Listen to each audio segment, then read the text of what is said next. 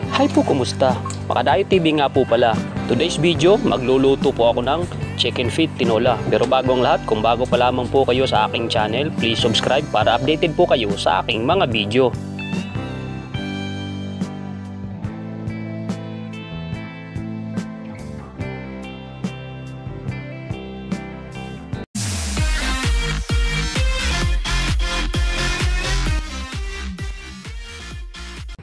Okay mga idol, ito na po pala yung mga sangkap kong gagamitin para sa aking iluluto ngayon na chicken feet tinola o paa ng manok.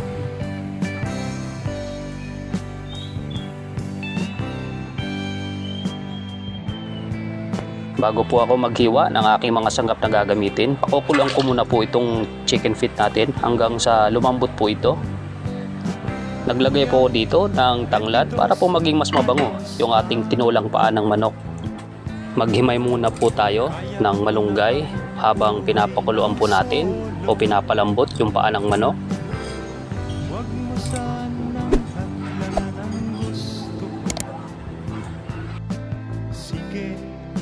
Ayan, natapos ko na rin mahimay yung ating malunggay. So dito naman po tayo sa papaya. Balatan po natin at hiwa-hiwain po ito.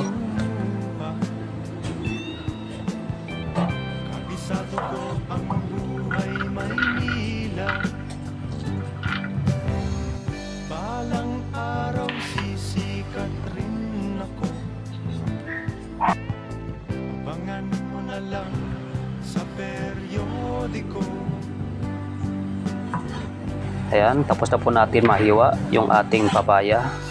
Dito naman po tayo sa ating panggisa. Unahin na po natin yung kamatis. Hiwain na po natin ito.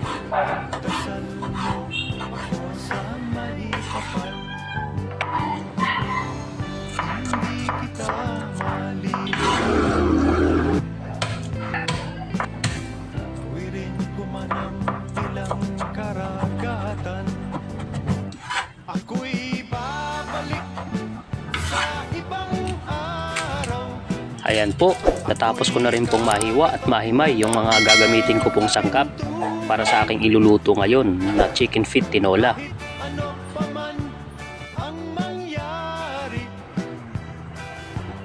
Tingnan na natin kung malambot na yung ating pinakuluang paa ng manok. Ayan, malambot na po yung ating paa ng manok. Hangoy na po natin ito. Huwag po natin itapon yung pinagpakuluan ng paa ng manok. Gagamitin po natin ito bilang sabaw sa ating chicken feet tinola.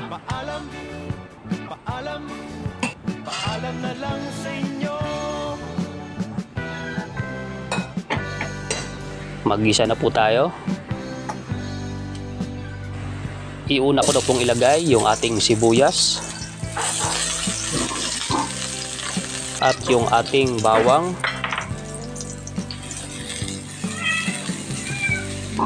Ilagay na rin po natin yung kamatis.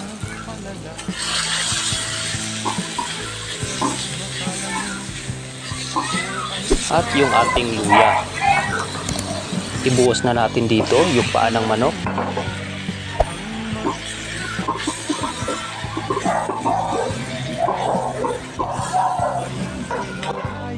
Ibuhos na natin dito yung pinagpakuluan po ng paa ng manok. Ito na po yung magiging sabaw ng ating tinola. Maglalagay din po ako dito ng isang Knorr chicken cube at konting asin. Maglagay din po ulit tayo ng tanglad.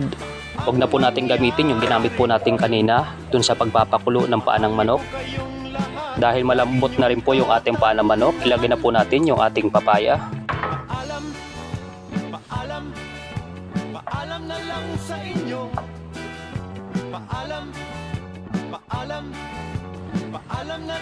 Lagyan natin ng siling haba o siling green. Ilagay na rin po natin yung ating hinimay na malunggay.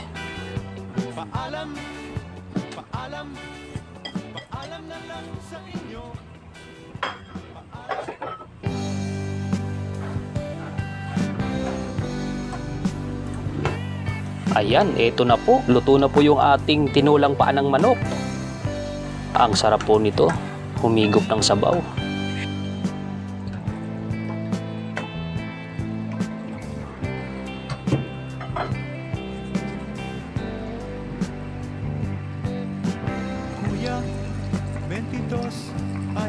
Isali na po natin sa isang mangkok. Medyo natatakam na rin po ako sa aking nilutong paa ng manok. Kung bago pa lamang po kayo sa aking channel, pakipindutin lamang po yung ating notification bell button para updated po kayo sa aking mga video at sa susunod ko pang gagawing mga video. Salamat po sa panonood. Ikaw nang bahala rito. Paalam ate, wag kang lumuha.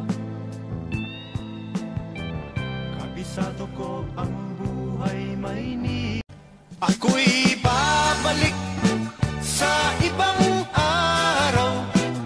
Subscribe to my channel and also press this bell icon. Sa inyong